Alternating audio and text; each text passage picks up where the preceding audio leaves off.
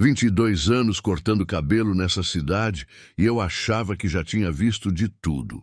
Empresário falido chorando na minha cadeira. Executivo confessando traição minutos antes do casamento. Até político pedindo conselho sobre como sair de uma enrascada. Mas o que aconteceu naquela quinta-feira de agosto mudou completamente minha visão sobre o que um ser humano é capaz de carregar sozinho. Eram exatamente 3:30 da tarde quando ele entrou.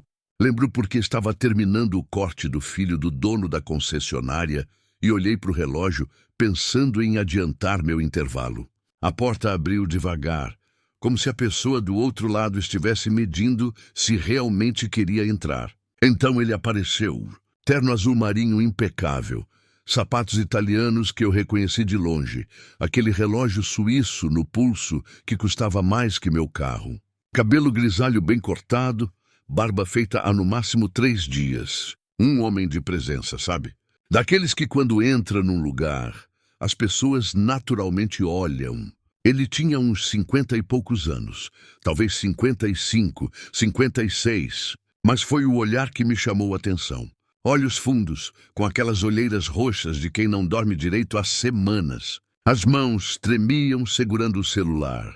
Um tremor quase imperceptível, mas eu passo o dia observando mãos, então percebo essas coisas. Me cumprimentou com um aceno de cabeça educado e sentou na área de espera sem dizer uma palavra. Continuei meu trabalho, finalizando o degradê do menino, mas sentia o peso do olhar dele. Não era um olhar comum de cliente esperando a vez. Era algo mais pesado, mais denso, como se ele estivesse ali reunindo coragem para alguma coisa. Despedi o garoto, limpei a cadeira e fiz sinal para ele. Se levantou devagar, quase relutante, e veio caminhando até minha estação. Quando ele sentou na cadeira número 3, a mesma cadeira onde trabalho, desde que abri essa barbearia, senti um arrepio. Pode parecer loucura, mas depois de tanto tempo nessa profissão, a gente desenvolve uma espécie de sexto sentido para essas coisas. Coloquei a capa nele, ajeitei no pescoço e perguntei o que ele queria fazer.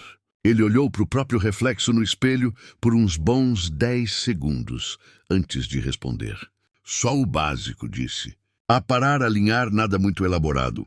A voz era firme, mas tinha algo quebrado por trás. Comecei o trabalho em silêncio.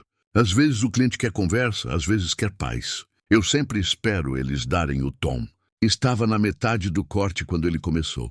Você é casado? Perguntou olhando para o teto. Sou, respondi. 28 anos, 3 filhos. Ele deu um sorriso triste, daqueles que mais parecem uma careta de dor. Sorte sua, disse. Eu também sou casado. 31 anos, 2 filhos já formados. Uma esposa que é meu porto seguro desde que eu era um estagiário fodido sem R$1 no bolso. A régua escorregou da minha mão e caiu no chão. Abaixei para pegar, precisando daqueles segundos para processar o que estava ouvindo. Quando levantei, nossos olhos se cruzaram no espelho. Tinha lágrimas descendo pelo rosto dele, silenciosas, lentas. Mas ele não soluçava. Era como se o corpo dele tivesse desistido de segurar e simplesmente deixasse vazar. Peguei uma toalha limpa e ofereci. Ele limpou o rosto com movimentos mecânicos. Sabe o que é pior? A voz saiu rouca. Não é nem ter perdido o dinheiro. É olhar nos olhos dela todo dia e saber que estou traindo a confiança de 3 décadas. É ver meu filho comemorando a promoção no trabalho e fingir que posso ajudá-lo com a entrada do apartamento quando mal consigo pagar as contas do mês. É a minha filha me pedindo conselho financeiro porque me acha um gênio dos investimentos. Voltei a trabalhar no cabelo dele, mais por ter algo para fazer com as mãos do que por necessidade. O corte já estava praticamente pronto. Você já pensou em contar? Perguntei. Ele deu uma risada seca. Todo dia. Todo santo dia acordo pensando que hoje vai ser o dia. Vou sentar com ela no café da manhã e vou dizer: amor, eu destruí nossa vida e passei 7 anos mentindo para você. Mas aí eu olho para ela sorrindo, comentando sobre a viagem que está planejando para a gente fazer na Europa no ano que vem, e as palavras morrem na minha garganta. Como eu destruo a mulher da minha vida? Como eu tiro dela a segurança que ela passou 30 anos construindo ao meu lado? Ele pausou, engoliu seco. 3 meses atrás foi o aniversário de casamento. 31 anos. Ela fez uma festa, chamou os amigos todos, fez um discurso lindo dizendo que eu era o homem mais íntegro que ela conhecia, que nunca tinha escondido nada dela, que nossa relação era baseada em verdade absoluta. Eu estava lá, de pé, recebendo aplausos, e por dentro eu estava gritando. Queria subir numa cadeira e gritar para todo mundo que eu sou uma farsa, que o homem íntegro morreu em 2018 e o que sobrou foi um mentiroso covarde. Terminei o corte. Peguei o espelho menor para mostrar a nuca, mas ele nem olhou. Estava perdido em algum lugar muito escuro dentro da própria cabeça. E piorou, continuou. Mês passado, meu filho veio me pedir um empréstimo, 50 mil reais, para complementar a entrada do apartamento dele. Olhou para mim com aqueles olhos cheios de confiança. Disse que sabia que podia contar comigo, que eu sempre fui o porto seguro da família. Eu disse que ia transferir o dinheiro. Sabe de onde eu tirei? Tirei do limite do cartão de crédito que está no nome da minha esposa. Ela nem sabe que esse cartão existe. Abri escondido usando os documentos dela. Agora tenho mais essa dívida para esconder, mais essa mentira para sustentar. Tirei a capa dele devagar. Minhas mãos também estavam tremendo agora. Quanto tempo você acha que consegue manter isso? A pergunta saiu mais dura do que eu pretendia. Ele ficou em pé, olhou para a própria imagem no espelho. Um homem bem vestido, bem cuidado, aparentemente bem-sucedido. A mentira perfeita, embalada num terno de 3 mil reais, que ele provavelmente pagou parcelado em 12 vezes. Não sei. 6 meses? 1 ano? A casa de cartões vai desabar. Já está desabando. Semana passada, o gerente do banco me ligou. As parcelas da hipoteca do apartamento estão atrasadas. Inventei uma desculpa. Disse que era problema no sistema. Mas não tem mais para onde correr. Os cartões estão estourados. Não consigo mais crédito em lugar nenhum. E daqui a 2 meses vence um empréstimo de 200 mil que não tenho como pagar. Ele se sentou de novo, como se as pernas não aguentassem mais sustentar o peso de tudo aquilo. Passei a mão no cabelo, tentando encontrar as palavras certas. Mas o que diabos você diz para um homem nessa situação?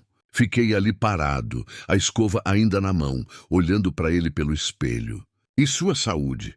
Como você está aguentando isso? Ele soltou um suspiro que parecia vir do fundo da alma. Não aguento. Literalmente não aguento.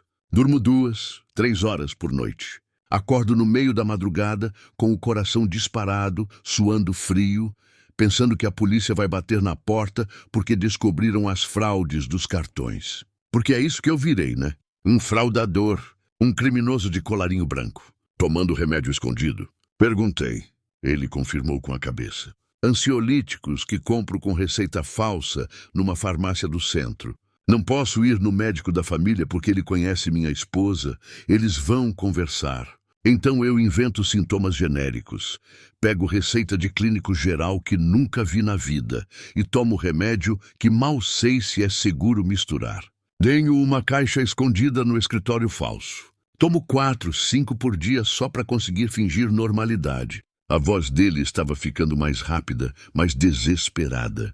Semana passada tive uma crise de pânico no trânsito. Parei o carro no acostamento. Não conseguia respirar. Achei que estava tendo um infarto. Fiquei ali 20 minutos até conseguir me recompor. Cheguei em casa, ela perguntou por que demorei. Eu disse que peguei trânsito. Mais uma mentira. Sempre mais uma mentira. Me sentei na cadeira ao lado dele. O movimento da barbearia continuava lá fora. Clientes entrando e saindo, mas ali dentro, naquela bolha, era só nós dois e aquele abismo de desespero. Você já pensou em... Não consegui terminar a frase. Ele entendeu.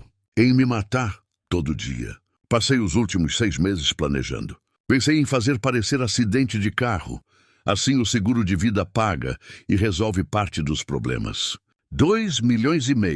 Daria para ela viver confortável, pagar as dívidas que ela nem sabe que existem e ainda sobrar alguma coisa para os filhos. Seria minha redenção.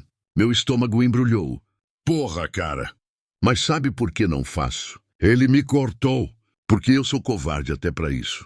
Porque imagino ela abrindo as gavetas depois do enterro, descobrindo as cartas de cobrança que eu escondo, os extratos dos cartões, os e-mails dos bancos. Imagino ela descobrindo quem eu realmente sou quando eu já não estiver mais aqui para dar explicações, para pedir perdão, para ver a decepção no olhar dela. Isso seria ainda mais cruel do que a verdade agora. As lágrimas voltaram, mas dessa vez ele não se importou em limpar.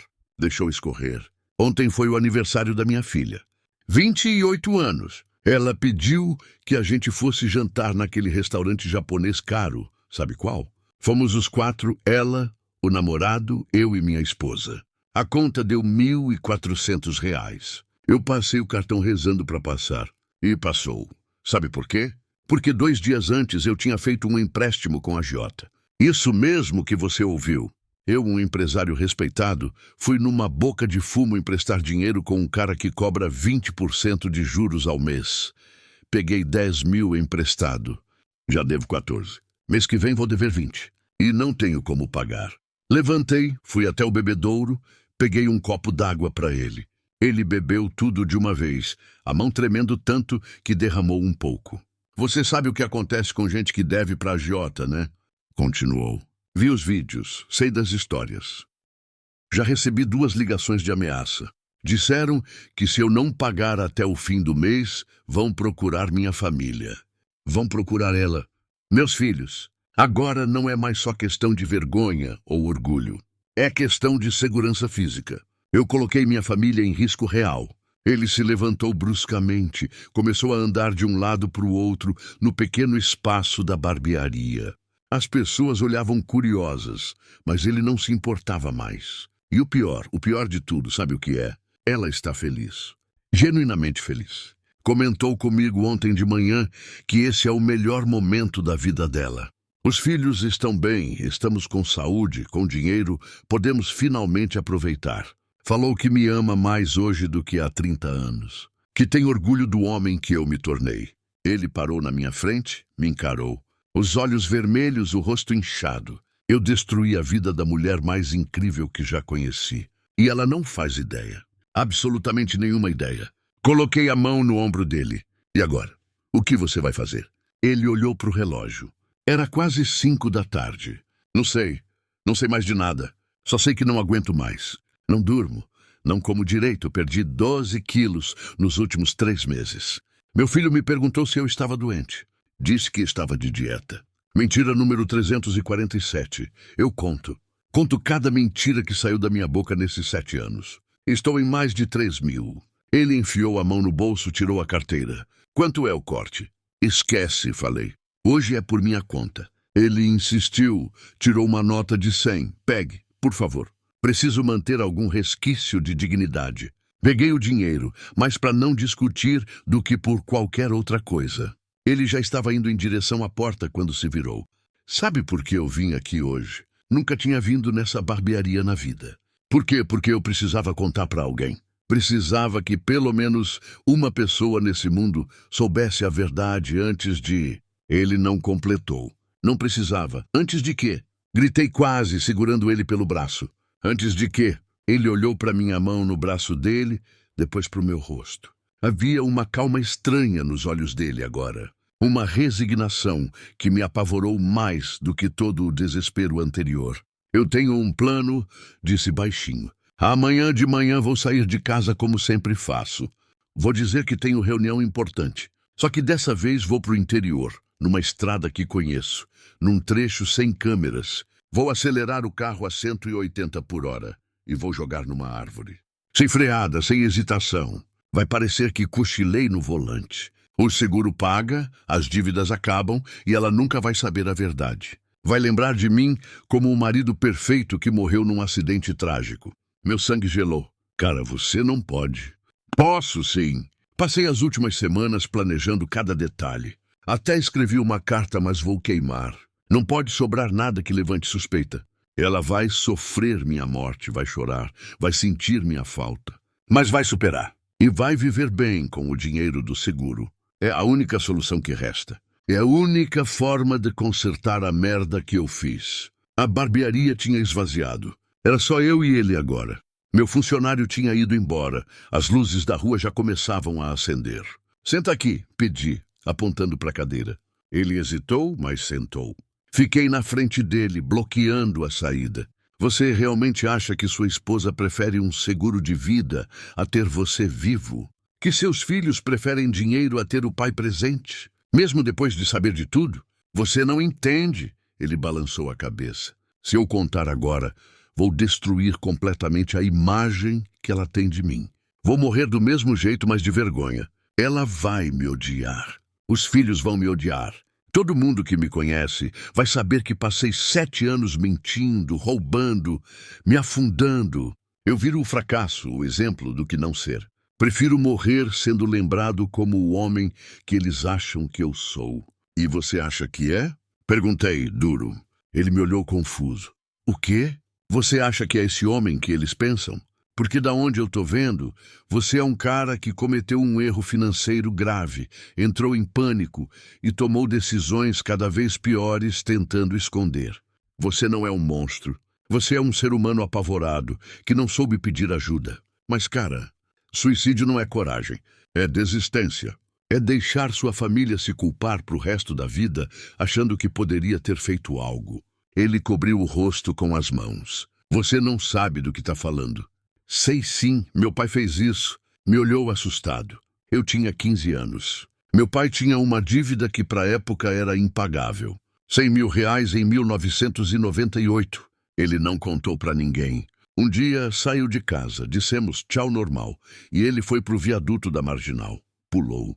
Deixou uma carta dizendo que era para nossa proteção, que o seguro ia resolver tudo. Sabe o que aconteceu? O seguro não pagou porque foi suicídio. Minha mãe descobriu as dívidas, perdeu a casa, passou 10 anos pagando e sendo humilhada por cobradores. Eu e meus irmãos tivemos que trabalhar desde cedo. E sabe o pior? A gente superaria a dívida, superaria a vergonha, mas nunca superamos a ausência. Nunca superamos saber que ele escolheu morrer a ficar com a gente e enfrentar junto. As palavras saíram com uma raiva antiga, uma ferida que nunca fechou completamente. Ele estava chorando abertamente agora, soluços altos que sacudiam o corpo inteiro. Eu não sei fazer diferente, conseguiu dizer entre lágrimas. Não sei como olhar para ela e dizer tudo isso. Não precisa ter todas as respostas agora. Só precisa dar o primeiro passo, contar, enfrentar, cair e levantar com elas ao seu lado, não sozinho. Ele ficou em silêncio por longos minutos. Eu deixei. Às vezes, o silêncio cura mais que qualquer palavra. Finalmente, ele limpou o rosto, respirou fundo. Se eu contar, quando as dívidas com a agiota vierem à tona, eu posso ir preso. Pode. Mas preso e vivo é melhor que morto. E talvez não seja tão ruim quanto você imagina. Talvez exista saída legal, advogado, negociação, mas você nunca vai saber por que está correndo sozinho. Ele se levantou devagar. Olhou para o espelho uma última vez. Eu vou para casa, disse finalmente. Vou chegar, vou abraçar ela e vou contar tudo. Ela vai me odiar. Vai me deixar, mas pelo menos vai saber a verdade. E eu vou estar vivo para lidar com as consequências. Respirei aliviado. Era um começo. Ele caminhou até a porta, parou com a mão na maçaneta. Se virou para mim. Obrigado. Não sei seu nome, nunca tinha entrado aqui, mas obrigado. Você me deu algo que eu não tinha há 7 anos. Me deu coragem para enfrentar a verdade. Ou pelo menos tentativa de coragem. Só espero que ela não seja tarde demais. Ele saiu. Vi pela vitrine ele entrando no carro. Um SUV alemão que provavelmente estava financiado até o talo. Ficou ali parado alguns minutos antes de ligar o motor e ir embora. Nunca mais o vi. Tentei procurar notícias nos dias seguintes, acidentes, qualquer coisa, nada. Torci para que tivesse ido para casa e contado. Torci para que ela tivesse reagido melhor do que ele imaginava. Torci para que tivessem sobrevivido juntos àquela tempestade. Mas a verdade é que eu nunca soube. Ele entrou na minha barbearia, despejou 7 anos de mentiras e desespero na cadeira número 3 e desapareceu. Às vezes fico pensando se salvei uma vida naquela tarde ou se apenas adiei o inevitável. Outras vezes, me pergunto se ele realmente contou ou se inventou mais uma mentira para mim também, dizendo o que eu queria ouvir só para poder sair dali. O que eu aprendi é que tem segredos que são veneno puro, que quanto mais você guarda, mais eles te consomem por dentro, e que o maior peso não é o erro em si, é carregar sozinho a verdade sobre quem você se tornou por causa dele. Naquela noite, fechei a barbearia mais cedo. Fui para casa, abracei minha esposa, contei que a amava. Ela riu, disse que eu estava estranho, perguntou se estava tudo bem. Disse que sim, mas por dentro eu sabia que tinha estado a 1 metro de distância de um homem no limite absoluto da existência humana. E que qualquer um de nós pode chegar lá. Basta um erro, um segredo e a covardia de não pedir ajuda. A cadeira número 3 continua ali. Todo dia alguém senta nela. Mas eu nunca mais olho para ela do mesmo jeito. Porque sei que às vezes a gente não está só cortando cabelo. Às vezes a gente está segurando alguém no abismo e rezando para que as palavras certas sejam suficientes para puxar de volta.